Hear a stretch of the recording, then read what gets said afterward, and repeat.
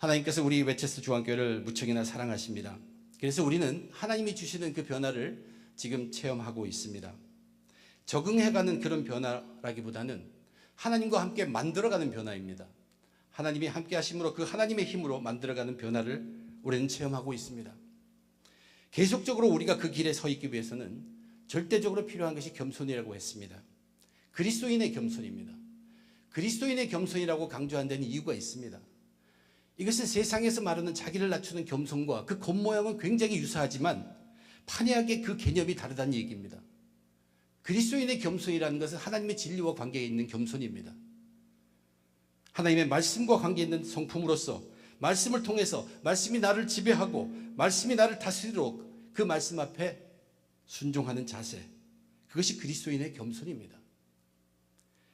하나님의 말씀이라는 것은 하나님께서 자신의 의, 즉 하나님이 옳다는 것을 드러내시기 위해서 인간들에게 베푸신 진리입니다. 그 진리의 말씀을 대하고 있으면 그것을 더욱더 가까이 하면 할수록, 순종하면 할수록 우리는 죄 앞에 너무나 내 자신이 연약하다는 것을 깨닫게 될 수밖에 없습니다. 그래서 회개할 수밖에 없다는 얘기입니다. 이런 회개가 이끌어가는 그리스도인의 성품이 바로 그리스도인의 겸손입니다. 이것이 그리스도인에게는 절대적으로 중요한 성품입니다. 그저 자기만을 낮추는 세상적인 그러한 교만이 아니라 하나님의 진리, 하나님의 말씀으로 통한 우리가 낮아지는 그리스도인의 성품입니다. 이런 변화의 시간에 그리스도인의 겸손의 자세와 함께 또 하나 절대적으로 중요한 것이 있습니다. 그것은 그리스도인의 열정입니다. 근데 이 열정도 세상에서 말하는 열정과는 달리 분명히 구별된 열정입니다. 그리스도인의 열정이라고 그래서 말씀드립니다. 세상적으로도 신이 날 때 우리는 많은 열정으로 힘이 생기죠. 우리가 교회로 옮겼죠. 교회가 우리 것이 되었다는 것이 우리 열정이 된다는 것이 바른 것일까요? 교회 속에 많은 일들 속에 이 바르지 못한 열정이 열심히 일을 하고 했는데 나중에 문제를 일으키는 경우가 굉장히 많습니다. 눈먼 열정이 있고 바르지 못한 열정이 있다는 얘기입니다. 지난주에 하나님 말씀을 통한 그리스도인의 겸손을 말했다면 오늘의 말씀은 이제 예수 그리스도 십자가를 통한 그리스도의 열정에 관한 말씀입니다. 이 그리스도인의 열정이라는 것은 앞에 말한 그 겸손이 그리스도인의 참된 자세라면 열정은 일을 일으키는 원동력입니다. 무척 중요합니다. 오늘 주어진 본문을 통해서 그리스도인으로서 일을 하도록 하는 바른 열정, 바른 그리스도의 열정이 무엇인가를 함께 살펴보려고 합니다. 로마서 3장은 하나님의 의에 대해서 계속 말하고 있어요. 하나님의 의라는 것은 하나님이 바르다는 것이, 하나님이 맞다는 것을 증거하는 것입니다. 그런 하나님의 의를 나타내게 하시려고 하나님께서 이 땅에 먼저 주신 것은 하나님의 말씀입니다. 자기 민족인 유대 백성, 택한 백성에게 법을 주었어요. 율법을 준 것입니다. 오늘 본문은 이제 그 율법으로 준 하나님의 말씀 외에 또 하나 하나님의 의를 나타내도록 하나님께서 주신 진리가 있다고 소개합니다. 그것이 바로 예수 그리스도입니다. 오늘 본문은 하나님의 의를 나타내시려고 하나님께서 이 땅에 보내신 하나님의 아들 예수 그리스도에 관한 말씀으로 가득 차 있습니다. 이 말씀을 통해서 왜 그 예수님이 이 땅에 오셔야만 했는가? 그리고 두 번째는 예수님이 이 땅에 오셔서 오신 목적을 그러면 어떻게 이루셨는가? 그리고 마지막 세 번째로는 그것이 우리와 무슨 관계가 있는가? 우리는 그것 가지고 어떻게 살아야 하는가? 의인은 오직 믿음으로 살 것이다. 믿음으로 사는 것이 무엇인가를 다시 한번 살펴보며 은혜 나누고자 합니다. 우선 첫째, 왜 예수님이 이 땅에 오셔야 했는가 하는 것입니다. 예수님이 여기 오신 목적이에요. 오늘 본문에 어떻게 드러나 있는가? 하나님이 자신의 오르심을 나타내기 위해서 그것을 증거하는 의로운 사람들을 기대했습니다. 사람들이 의도화해지기를 기대했어요. 하나님께서 자신의 의를 드러내시기 위해서 먼저 필요한 것은 의로운 사람이었습니다. 그것을 바라고서 율법이라는 것을 자기가 택한 민족들에게 줬어요. 그런데 그 결과가 어떻게 되었다고 본문이 말합니까? 율법의 행위로 그의 앞에 의롭다 하심을 얻을 육체가 없나니 율법으로는 죄를 깨달음이니라. 이것은 율법의 한계 때문이 아닙니다. 사람들의 한계 때문이에요. 하나님은 사람들이 의롭게 되도록 말씀으로 율법을 주셨는데 사람들 속에 죄가 가득해서 율법의 하나님 말씀을 통하여는 사람들의 죄가 드러날 뿐이 되었습니다. 결국은 죄의 문제입니다. 하나님이 의롭다 하심을 드러내기 위해서는 의로운 사람이 있었는데 아무리 이 율법은 사람을 의롭지 하지 못하니까 모두가 온통 죄인이니까 하나님의 의가 드러날 수 없다는 것입니다. 그래서 이 일을 이루시려고 하나님께서는 또 하나의 의가 나타나게 하셨습니다. 그러면 이 또 하나게 나타나는 의는 죄를 제거할 수 있는 능력에 있는 의입니다. 율법은 죄를 깨닫게 했습니다. 그러나 율법의 한계는 결코 그 죄를 없이 하지는 못한다는 것입니다. 씻을 수가 없다는 것이에요. 그러나 이제 나타나는 또 하나의 의는 이 죄를 해결할 수 있고 죄를 없이 할 수 있는 능력을 가진 의라는 얘기입니다. 21절에 이제는 율법 외에 하나님의 한 의가 나타났으니 율법과 선지자들에게 증거를 받은 것이다. 율법과 선지자들에게 증거를 받은 것이라는 뜻은 율법과 선지자는 구약에 약속된 말씀 전체를 말합니다. 구약에 있는 하나님의 말씀 약속 전체가 바로 이 예수 그리스도를 증거하는 말씀이다. 그런 뜻이기도 합니다. 곧 예수 그리스도를 믿음으로 말미암아 모든 믿는 자에게 미치는 하나님의 의인이 차별이 없느니라. 이렇게 오신 예수 그리스도를 믿음으로써 그 믿음의 사람들이 의롭게 되고 의로운 사람들이 하나님의 의를 증거할 수 있다는 얘기죠. 그런데 여기에 차별이 없다고 증거하고 있습니다. 차별이 없다고 하는 것은 지난주에도 말씀드렸지만 하나님의 말씀은 하나님께서 하나님의 말씀으로 법을 자기 백성인 유대인들에게만 주었습니다. 그것을 맡겼어요. 그들이 의롭게 되고 그것으로 하나님의 의를 온 땅에 전파하시게 하나님의 의를 드러나게 하시는 것이 하나님의 뜻이었어요. 그러나 이제 또한 그 율법과 달리 또 하나 나타난 이 의는 그렇게 구별되게 준 것이 아니라 온 인류에게 다 주었다는 그런 얘기입니다. 온 인류에게 차별 없이 똑같이 주어진 것입니다. 모든 사람이 죄를 범하였음에 하나님의 영광에 이르지 못하더니, 하나님의 영광에 이르지 못하다는 것은 하나님의 의로우심을 드러낼 사람이 아무도 없다는 얘기입니다. 하나님의 영광에 이른다는 것은 광범위한 뜻을 포함하고 있죠. 영광에 이른다, 하나님의 뜻에 기대에 맞는다, 그것도 영광에 이르는 것이고, 하나님의 임재 앞에 나가는 것, 하나님과 함께 있는 것, 이런 것도 영광에 이르는 것입니다. 그러나 오늘 본문에서의 하나님의 영광에 이른다는 것은 아무도 누구도 죄에 물들어 있기 때문에 의인되지 못하기 때문에 하나님의 의를 드러내지 못한다는, 의를 드러내는 그것을 하나님의 영광에 이르지 못한다고 표현하고 있습니다. 이제 그런 사람들로 하여금 하나님의 의를 드러낼 수 있게 하기 위해서 예수님께서 이 땅에 오셨다는 얘기입니다. 근데 이것이 어떻게 이루어지는가 하는 것을 이제 첫 단락의 마지막 본문에서 이렇게 간략하게 말하고 있습니다. 그리스도 예수 안에 있는 속량으로 말미암아 하나님의 은혜로 값없이 의롭다 하심을 얻은 자가 되었느니라. 온통 다 죄인이었는데 의롭다 하심을 얻은 자가 드디어 여기서 나옵니다. 근데 그것이 어떻게 이루어지냐 하면 예수 그리스도 안에 있는 것 때문에 그렇습니다. 그 안에 풍성하게 있는 것은 그것을 능히 줄 수 있어요. 근데 예수 그리스도 안에 풍성하게 있는 것을 여기 속량이라고 표현하고 있습니다. 이것은 굉장히 값진 것인데 무엇이든 다 대신하고 무엇이든 다 지불하고 무엇이든 다 바꿀 수 있는 정말로 충분한 것이 그 예수 안에 있기 때문입니다.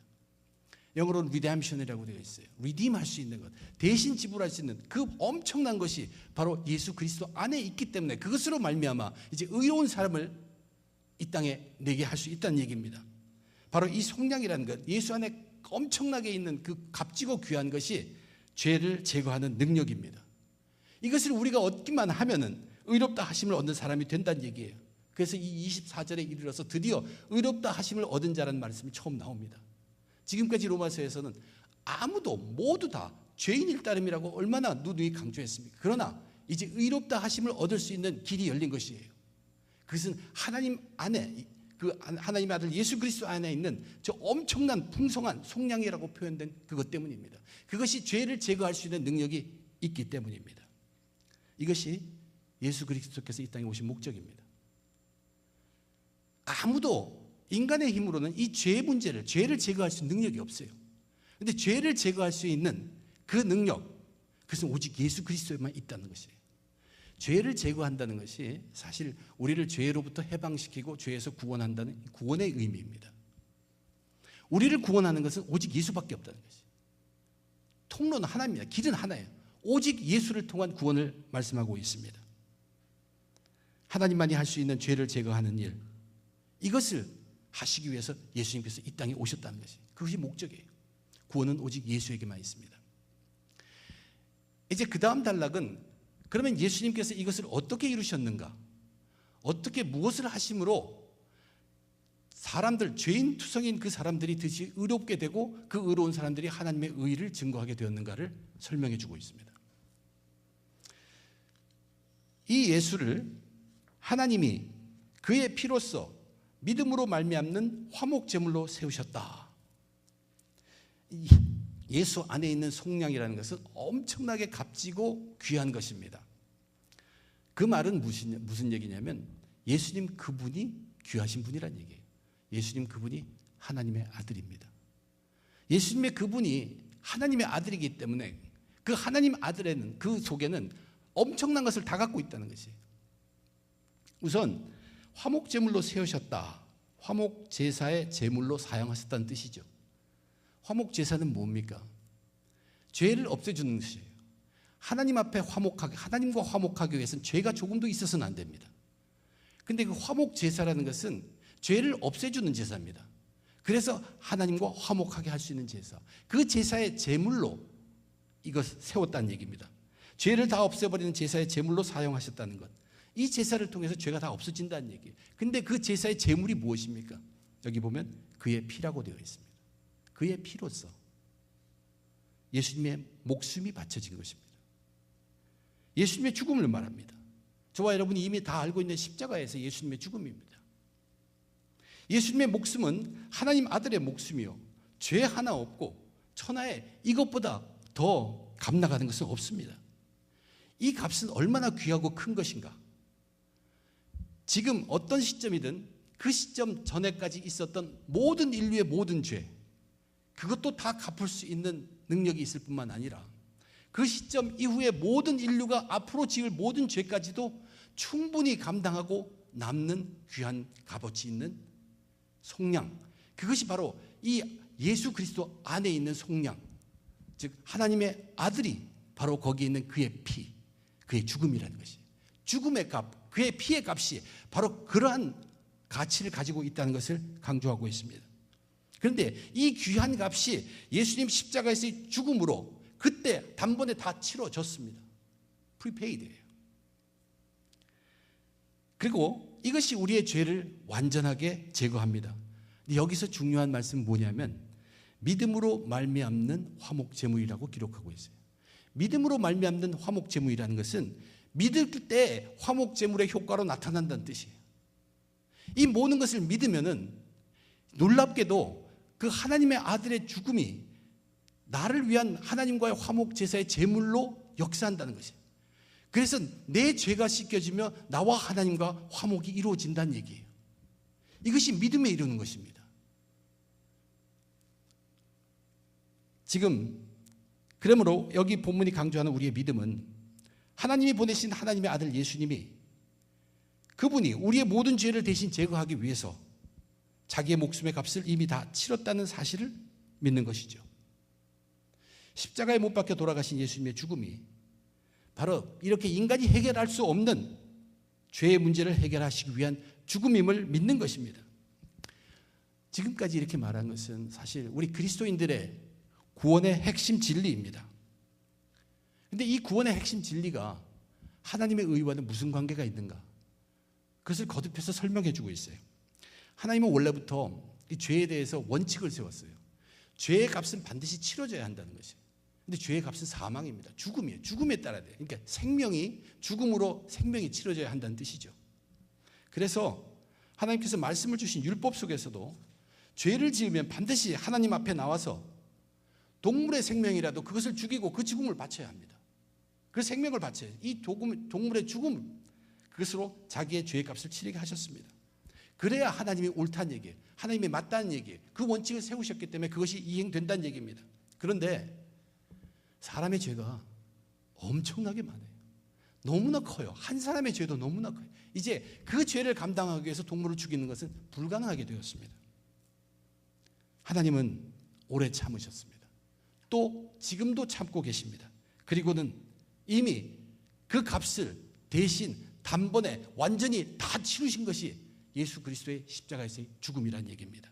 그러면 이제 죄에 빠진 인간들은 십자가 예수님의 죽음을 믿게 되면 그 믿음 때문에 하나님의 아들 예수 그리스도의 그 죽음의 피가 나하고 관계, 나를 위해서 드려진 제사의 제물이 된다는 얘기예요. 나와 하나님과의 그 화목의 관계가 드디어 역사하기 시작하고 믿음을 통해서, 그래서 나는 하나님과 화목된 관계로서 의롭다 하심을 얻게 된다는 그 얘기입니다. 그래서 여기서 드러나는 것이 무엇입니까? 하나님은 원칙을 세우셨죠. 죄의 값은 치러줘야 되죠. 인류의 죄는 엄청나게 크죠. 그런데 그 죄 값을 자기 아들을 통해서 치렀죠. 그러니까 하나님은 원칙을 범하지 않으셨습니다. 자기도 의로우심을 나타냈습니다. 또한 그 값 때문에 이제 죄인들이지만 그들의 죄를 간과하셨다. 그들의 죄를 완전히 잊어버리고 다 도말하셨다는 얘기입니다. 그래서 사람들도 믿음을 통해서 의로하심을 얻게 되었다는 얘기입니다. 그것이 26절에 이때 자기의 의로우심을 나타내서 자기도 의로우시며 또한 예수 믿는 자를 의롭다 하려 하심이라. 지금 여기까지 우리는 구원의 진리, 핵심의 진리, 그리스도인으로서 핵심의 진리를 분명하게 한번 복습하고 있습니다. 구원이라는 것은 우리 그리스도인들에게 엄청나게 중요한 사건입니다. 그런데 이 두 가지를 정리해보면 이렇게 됩니다. 첫째, 우리들의 죄를 제거하는 길, 즉 우리가 죄로부터 구원받는 길이 하나밖에 없습니다. 오직 예수라는 것이. 구원은 오직 예수를 통해서만 가능하다는 얘기입니다. 그것이 첫 번째 것이었어요. 그래서 예수님이 이 땅에 오셨고요. 두 번째는 뭐냐면 그 구원을 위해서 예수님께서 십자가에 못 박혀 돌아가셨고, 이것을 믿을 때 그 믿음이 effective through faith, 믿음을 통하여 그 생생하게 그 제물이, 하나님의 거룩한 그 제물이 나를 위한 제물이 된다는 얘기입니다. 그래서 구원은 믿음으로 말미암아 얻게 된다는 얘기예요. 첫 번째 것은 구원은 오직 예수 통하여, 그리고 이 구원은 오직 믿음으로 말미암아 얻어진다는 이야기입니다. 그래서 우리가 이제 셋째로 살펴봐야 될 것은 이 죄 문제의 해결을 받고 구원받은 사람들은 그러면 어떻게 살아가야 하는가? 이 예수님이 오시고 그 제사를 드렸는데 이것이 나와는 무슨 관계가 있는가? 그것을 분명히 깨달아야 합니다. 그것이 세 번째 단락이에요. 사실 저와 여러분이 이 핵심, 구원이라는 핵심의 진리를 깨닫고 이해하기 위해서 오늘 이 설교 말씀을 저도 나누고 여러분이 듣는 건 아닙니다. 제가 잘못 설명했을 수도 있어요. 저와 여러분은 분명히 그날에 하나님 앞에 서서는 이 구원의 진리에 대해서 명확하게 알게 될 것입니다. 몇 번이나 우리가 예수님, 피, 믿음, 십자가, 구원 늘 듣는 소리죠. 또 제가 이렇게 설명한 거 보고서 그래, 뭐 그럴듯하게 설명하네, 그렇게 넘어가면 또 그만이에요. So what? 근데 제가 여러분들을 하나 기억하시기 원하는 것이 있습니다. 구원받은 사람들에게는 이제 우리들에게 성령님이 주어지십니다. 이 성령님이 내가 주어졌다 안 주어졌다 여러분이 표가 안 나기 때문에 모르는데, 그 성령님이 우리에게 오셔서 이 구원, 그리스도인의 핵심 진리인 구원에 대한 것을 영적으로 깨닫게만 해주시면 사람들에게 나타나는 것이 있어요. 그것을 저는 충격이라고 표현합니다. 그것이 놀라움이에요. 놀라움의 충격이 우리들에게 나타나기 시작합니다. 그것은 성령의 도우심으로 우리에게 나타나게 되어 있어요. 어떤 거냐면, 아니 하나님이 어떻게 내 죄 때문에 하나님이 십자가에 저렇게 처절하게 돌아가실 수가 있는가? 나의 죄 때문에. 나는 지금 내 죄 때문에 어쩔지 못해서 뒹굴고 헤매고 어쩔지 못하고 있는데 그분의 그 죽음으로 나를 이렇게 해방시켜 주시니 세상에 어디 이런 것이 어디 있을까? 이게 어디에서 왔을까? 바로 이 감격입니다. 우리는 이것을 구원의 감격이라고 얘기합니다. 또는 구원의 기쁨이라고도 표현합니다. 예수 그리스도의 죽음의 십자가가 우리가 그것을 믿음을 통해서 우리에게 주는 그 구원의 감격이 바로 이것은 하나님의 은혜요, 하나님의 선물입니다. 우리가 애쓰고 노력한 것이 아니라 오직 우리는 믿음으로 인해서 우리에게 주어진 하나님의 은혜입니다. 어떻게 우리가 단지 믿었는데 이러한 감격에 젖을 수 있을까? 그래서 본문이 뭐라고 얘기합니까? 자랑할 때가 있느냐? 있을 수가 없느니라. 법으로냐? 행위로냐? 오직 믿음의 법이로나. 그러므로 사람이 의롭다 하심을 얻는 것은 율법의 행위에 있지 아니하고 믿음으로 되는 줄 우리가 인정하노라. 우리가 인정하노라. 어떻게 사도 바울이 우리란 그 공동체에서 인정한다고 얘기합니까? 체험했다는 얘기입니다. 체험한다는 것이, 성령이 역사한다는 것이, 성령이 깨닫게 한다는 것이, 성령이 감격을 준다는 얘기예요. 성령이 기쁨을 준다는 얘기입니다. 그런데 그것뿐만 아니라 여기에는 차별이 없습니다. 다만 유대인의 하나님이냐 이방인의 하나님은 아니시냐, 진실로 이방의 하나님도 된다. 할례자도 믿음으로 말미암아, 또한 무할례자도 믿음으로 말미암아 의롭다 하실 하나님은 한 분이시라.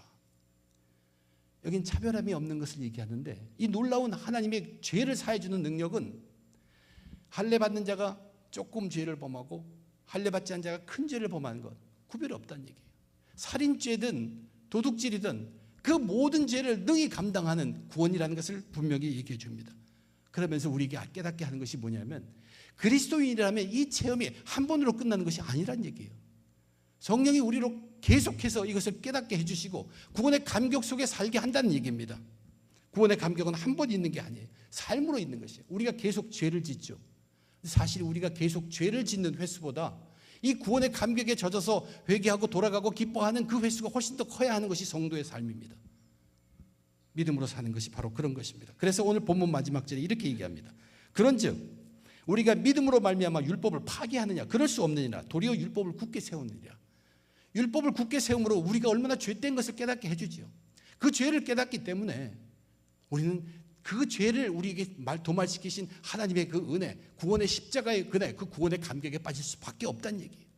율법을 파기하고 없애는 것이 아니라 그것을 통해서 더 크게 우리는 구원의 그 감격에 젖어들게 됩니다. 제가 이 왜 구원의 감격을 이렇게 얘기하는 거예요? 이것이 바로 그리스도인의 열정입니다. 그리스도인들이 몸을 움직이는, 그리스도인들이 일을 하는, 그리스도인들이 삶을 사는, 그리스도인이 숨을 쉬는 모든 바탕, 원천, 힘, 그것은 바로 이 열정입니다. 구원의 감격에서 온 이 열정이란 얘기입니다. 그리스도인은 이 열정으로 일해야 되고 그리스도인은 이 열정으로 살아야 합니다. 열정을 영어로는 패션이라고 하죠. 예수님의 십자가 고난도 영어로는 패션입니다. 예수 십자가를 믿는 구원에 대한 감격이 우리의 열정으로 살아나서 우리의 몸을 움직이는 것입니다. 이것이 의인이 믿음으로 사는 모습이에요. 제가 지금 여기까지 그리스도인의 구원의 핵심의 진리를 침을 튀기면서 얘기했어요.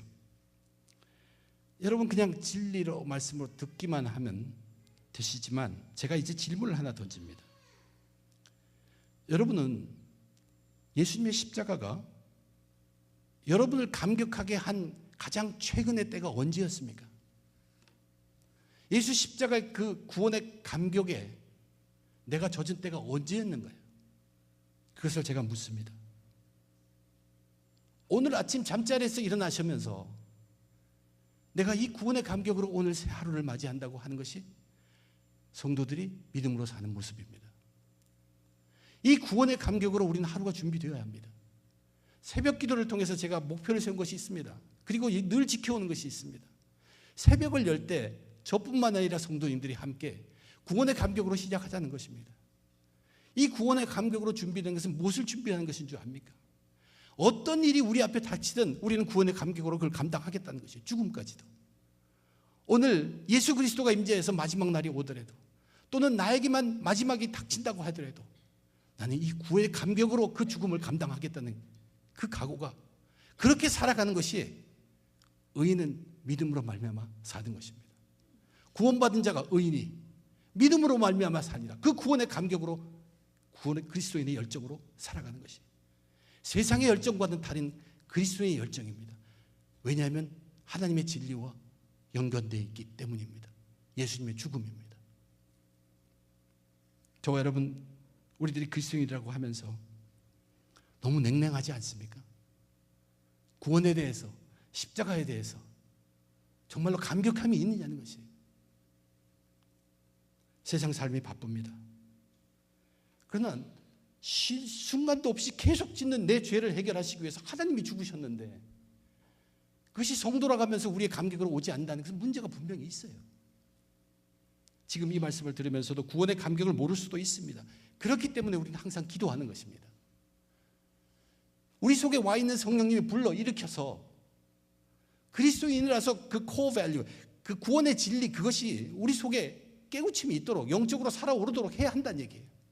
구원의 감격이 없으면 사실 그리스도인이라고 할 수 없습니다. 모든 행하는 것이 자기의 열정인데 우리는 모든 행하는 것을 숨 쉬는 것까지라도, 죽음을 준비하는 것이라도 바로 이 그리스도의 열정으로 해야 한다는 것이 내 구원의 감격. 오늘 우리가 처한 위치는 많은 열정을 필요로 하는 데입니다. 특별히 하나님의 일을 맡고 감당할 때도 그리스도인의 열정으로 일을 해야 합니다.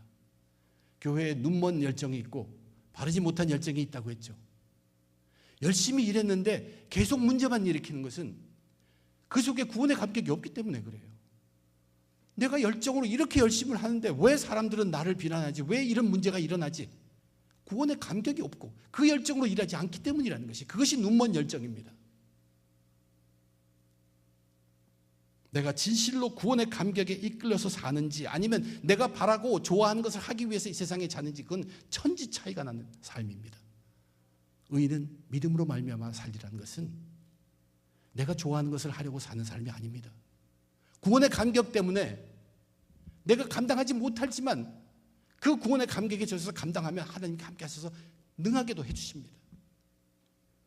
내가 구원의 감격으로 맡아서 감당하는가, 아니면 내가 잘하기 때문에 그냥 하는 것과는 근본적으로 다르다는 얘기예요. 오직 의인은 믿음으로 말미암아 살리라. 구원의 감격으로 살고 구원의 감격으로 맡아서 감당해야 합니다. 때로는 어떤 것을 꼭 해야 하는 것도 아닙니다. 구원의 감격에 젖어 있을 때 하나님께서는 어떤 사람에게는 아무것도 하지 말고 그냥 회개만 하기를 바라시는 때도 있습니다. 제가 자주 하는 말 중에 하나님이 주시는 은혜로 일을 하면 아무 탈이 없다는 말을 자주 합니다.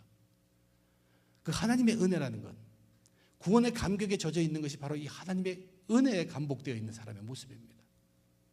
구원의 감격으로 인한 열정으로 일을 감당했을 때, 그렇게 일하게 되면 일하는 자뿐만 아니라 그 주위에도 아무 문제가 발생하지 않습니다. 왜 그런가? 이미 은혜 속에 있는 사람은 사람의 능력으로는 감당할 수 없는 그러한 인내력이 거기에 있습니다. 그 인내력이 어디서 온 인내입니까? 예수 십자가의 능력입니다. 그렇기 때문에 아무렇지도 않습니다. 너끈히 감당해낼 수 있습니다. 이겨낼 수 있습니다. 누가 뭐래도 그리스도의 열정으로 일을 한 사람은 문제를 일으키지 않습니다. 문제가 일어나지 않습니다. 그러나 교회에서 일을 한다고 하면서도 일은 이루었는데 거기서 헛들고 헐뜯고, 일은 이루었는데 저 사람 비방하고 이 사람 비방하고 너가 틀렸다 맞았다 할 때 그것은 분명히 구원의 감격이 사라진 증거입니다. 교회 일은 그렇게 하는 것이 아닙니다. 변화를 만들어가는 우리 웨체스 중앙교회, 저는 우리가 이쪽으로 오기 전에 준비하면서부터 계속 세우자고 얘기했습니다. 우리가 세우는 것은 진리입니다. 와서도 계속 말씀은 늘 세우라는 것이었어요. 무엇을 세우냐? 진리를 세웁니다. 하나님의 말씀을 세워요. 그 하나님의 말씀을 세우면 굳게 세울수록 우리는 그 앞에 회개할 수밖에 없습니다. 그래서 모든 사람들이 그리스도인으로 겸손으로 무장이 됩니다. 그리고 오늘 이 말씀이 주는 것은 예수 그리스도의 십자가를 세우라는 것이에요. 예수 그리스도의 십자가를 세움으로 인해서 내 죄가 그 하나님의 죽음으로 인해서 삭감받았다는 것, 이 놀라운 일에 대한 감격으로, 그 감격이 나의 그리스도인의 열정이 되어서 내게 주어진, 내게 맡겨진 하나님의 일을 감당할 수 있게 하자. 그 일을 여기서 이루자고 우리는 각오하고 있습니다. 세워야 합니다. 진리를 세워야 합니다. 지난주에는 하나님의 말씀을 세우자고 했고, 오늘의 말씀은 예수 그리스도의 십자가를 세우자는 얘기입니다. 그래서 우리는 겸손한 자세로 하나님이 주시는 그리스도인의 열정, 십자가를 통한 구원의 감격의 열정으로 맡은 일을 감당하고, 이 웨체스, 이 지역에 빛이 되고 소금이 되는 그 일을 감당하자는 것입니다. 절대로 우리 속에 구원의 감격이 사라져서는 안 됩니다. 너무나 생소할 수도 있겠지만 이제부터 살려야 합니다. 살려야 합니다. 우리가 살린다고 살려지는 게 아니죠. 말씀을 대하고 기도해야 합니다. 성령님이 여러분을 움직이실 것입니다. 그러려면 알아야 돼요. 말씀을 통해서 알고 듣고 구원에 대해서 여러분 깨우쳤습니다. 기도하십시오. 우리를 세워주십니다. 변화를 만들어가는 웨체스 중앙교회 온 성도님들이 구원의 감격에 흠뻑 젖어야 합니다. 이것이 의인이 믿음으로 말미암아 살아가는 것입니다. 하나님 말씀을 세우고 죄를 회개하며 그리스도의 겸손의 자세를 갖추고 예수 십자가를 세우고 구원의 감격에 젖은 그리스도의 열정으로 변화를 이끌어가는, 하나님과 함께 변화를 만들어가는 저와 여러분 되시기를 주님의 이름으로 축원드립니다. 기도하겠습니다.